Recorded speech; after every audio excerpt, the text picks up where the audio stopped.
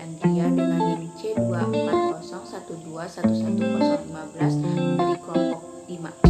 Nah, pada kesempatan ini aku akan menjelaskan mengenai materi praktikum pertemuan 2 biologi perikanan, yaitu tentang pertumbuhan. Nah, apa itu pertumbuhan? Pertumbuhan adalah peristiwa bertambahnya ukuran sel pada makhluk hidup seperti tinggi, massa, jumlah, dan volumenya per satuan waktu, baik itu secara individu, stok, maupun komunitas. Sedangkan pengertian dari pertumbuhan ikan adalah peristiwa bertambahnya ukuran tinggi, massa, jumlah, dan volume ikan per satuan waktu.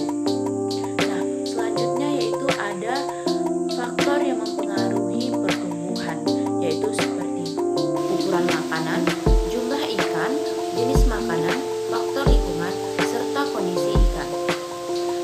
Selanjutnya yaitu ada jenis pertumbuhan. Menurut Effendi 1979, pertumbuhan dibagi menjadi dua, yaitu pertama yaitu pertumbuhan mutlak, dan yang kedua itu adalah pertumbuhan nisbi.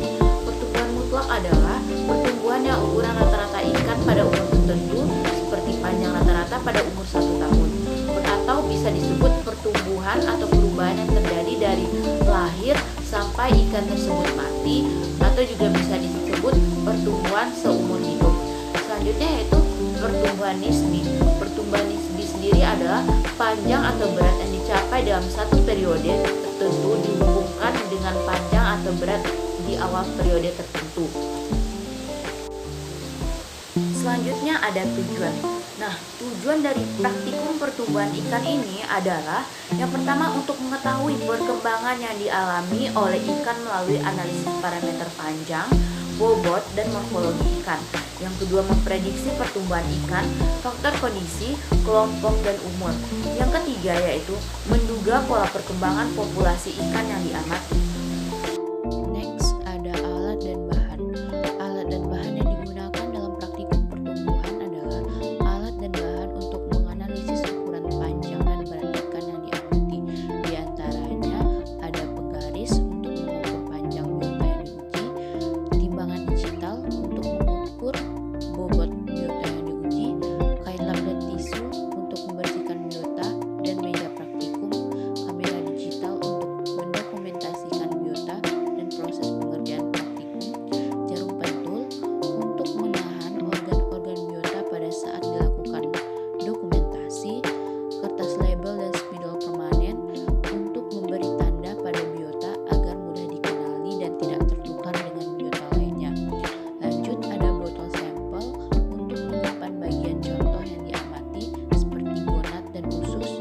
Terus ada trash bag untuk tempat sampah, alat bedah untuk melakukan pembedahan dan pengambilan organ dalam ikan.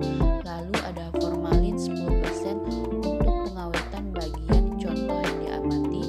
Lalu ada ikan segar sebagai spesimen yang akan diamati, diukur serta dibedah. Dan yang terakhir ada benang jahit untuk mengikat ujung usus spesimen. Nah, selanjutnya kita masuk ke prosedur praktikum pertumbuhan. Hal yang pertama yang harus kita lakukan yaitu siapkan alat dan bahan. Yang kedua, siapkan ikan segar sebagai spesimen yang akan diamati. Yang ketiga yaitu lakukan pengukuran panjang dan bobot. Nah, sebelum melakukan pengukuran panjang dan bobot, ikan dikeringkan terlebih dahulu dengan menggunakan tisu atau kain lap, lalu diberi label agar ikan yang akan diamati tidak tertukar dengan ikan yang lain. Setelah itu, dilakukan pengukuran bobot ikan dengan menggunakan timbangan digital dan pengukuran panjang.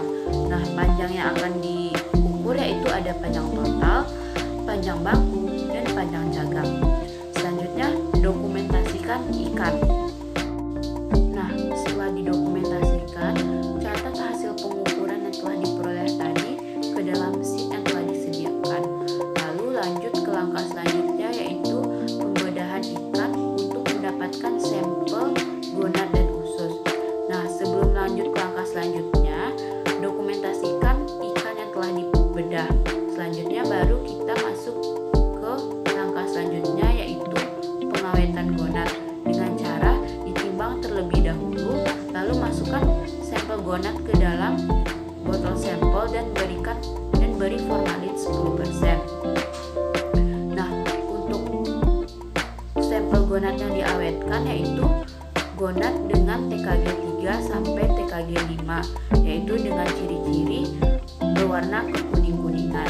Selanjutnya, untuk pengawetan usus yang diawetkan yaitu usus yang memiliki fisik yang bagus dan tidak rusak. Kemudian usus disimpan ke dalam botol sampel dan diberi formalin 10%. Sampel usus digunakan untuk praktikum kebiasaan makan dan makanan ikan. Nah, langkah terakhirnya yaitu simpan botol sampel ke dalam inkubator. Sekian dari aku tentang materi pertumbuhan ikan.